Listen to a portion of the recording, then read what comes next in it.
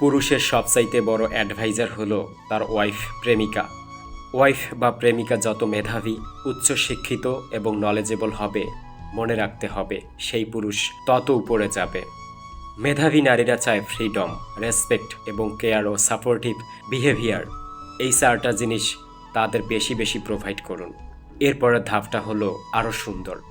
এইগুলি সে পেলে সে আপনাকে আপনার লেকিংস ধরিয়ে দিবে, আপনাকে নানান পরামর্শ দিবে যে এইটা করো, ওটা করো, ওই মুভ বা স্ট্র্যাটেজি গ্রহণ করো, এইটা আপনাকে অনেক সফল বানাবে।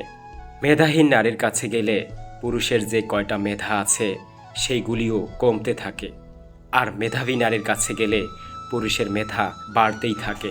আগেকার রাজা বাদশারা কি করত?